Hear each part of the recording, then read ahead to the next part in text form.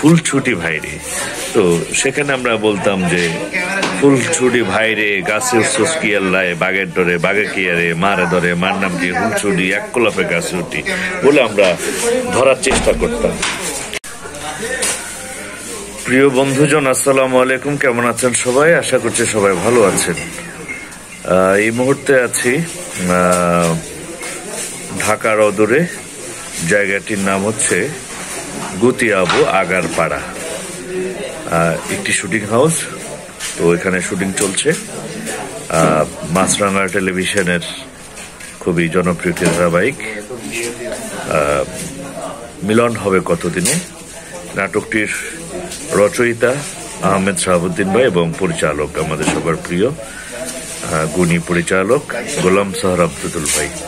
তো যাই হোক, তো এখানে শুটিং করতে এসে গ্রামীণ পরিবেশে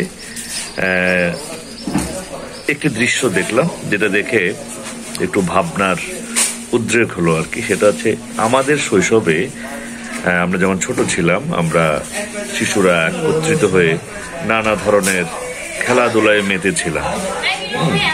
যেমন আমার ঠিক মনে পড়ে যে আমরা ছোট ছোট বয়সের শিশুরা, যেটা আমাদের শৈশব কৈশোর পুরো সময়টা বলা যায়, আমরা গাছে উঠে খেলতাম, যেটাকে হয়তো আমরা বলতাম যে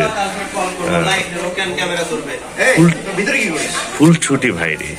তো সেখানে আমরা বলতাম যে ফুলছুটি ভাইরে গাছে উচ্ছ্বাস কি আল্লাহ বাঘের ডরে বাঘে কি আরে মারে ধরে মার নাম কি ফুলছুটি এক কলাপে গাছে উঠি বলে আমরা ধরার চেষ্টা করতাম। কিংবা আমরা ডাং চাকা দিয়ে খেলতাম। আমরা সেইটাকে আবার এটা গুনতাম যে কতটুকু চাকাটা কতটুকু গিয়েছে, সেটাকে একটা সংখ্যা আমরা গুনতাম যে এওরি বেউরি তেওরি চুরি চাম্পা জেক জাম। তো গণনার ক্ষেত্রে এই ধরনের শব্দ, এই ধরনের গণনা রীতি, এটা এক ধরনের এটাকে পল্লী সাহিত্যর মতো বলা যায় আর কি। গ্রামের সেই জিনিসগুলো এখন অবশ্য হারিয়ে গেছে, এই প্রজন্মের যারা তাদের কাছ থেকে এটা হারিয়ে গেছে। এর পেছনে অনেক কারণ, তারা হয়তো শহরে বড় হয়েছে, শহরে বেড়ে উঠেছে।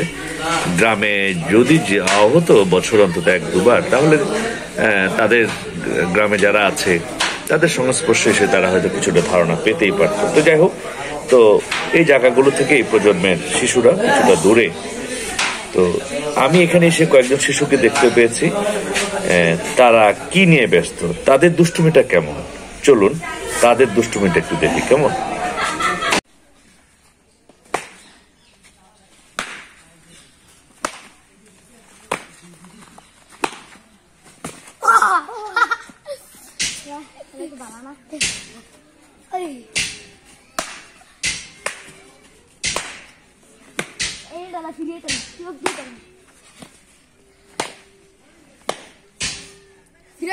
Firantis naik.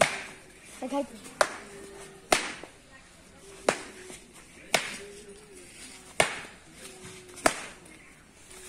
है हमारा ना तो ठीक जावा नाम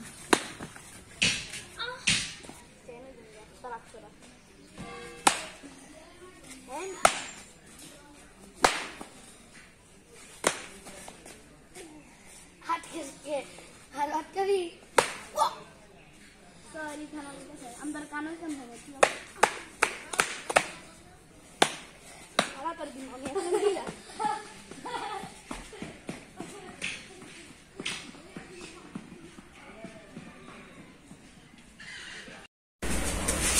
তো দেখলেন দৃশ্যটি, যে শিশুরা এ কেমন ধরনের দুষ্টুমি, যে পরস্পরকে ধরে মারছে, আঘাত করছে তীব্রভাবে, ক্রোধ নিয়ে, অ্যাঙ্গার নিয়ে, আবার আনন্দ নিয়েও মারছে। মারার মধ্যে একটা আনন্দ, কি ধরনের দৃশ্য আসলে আমার মাথায় ধরছে না। আমি জাস্ট দেখছিলাম তাদেরকে, তারা কি করছে, এবং মারার সময় তারা পরস্পরকে মারার জন্য তাদের যে অ্যাঙ্গার, যে ক্রোধ, এটি আমাকে একটু ভাবিয়েছে যে যদিও মারার বস্তুটি অনেক হালকা, তাদের গায়ে লাগছে না, কিন্তু বাহ্যিকভাবে যে বাহ্যিক দৃষ্টিতে বিষয়টি মোটেই সুখকর মনে হয়নি। তো যাই হোক, তো আমাদের চারপাশে এই শিশুরা কি করছে না করছে এটি অভিভাবকদের, আমি মনে করি সচেতন মানুষদের দেখা উচিত, সচেতন থাকা উচিত। কারণ হচ্ছে শিশুদের দুষ্টুমির ধরন কিরকম হবে, তাদের দুষ্টুমির উপকরণ কি হবে, তাদের খেলার উপকরণ কি হবে, তারা কি নিয়ে ব্যস্ত থাকবে, কি নিয়ে ব্যস্ত থাকা উচিত, এইসব বিষয়গুলো নিয়ে আমাদের চারপাশের যারা আমরা আছি, অভিভাবক কিংবা শুভাকাঙ্ক্ষী বা পাড়া প্রতিবেশী, তাদের আমি মনে করি সচেতন থাকা উচিত।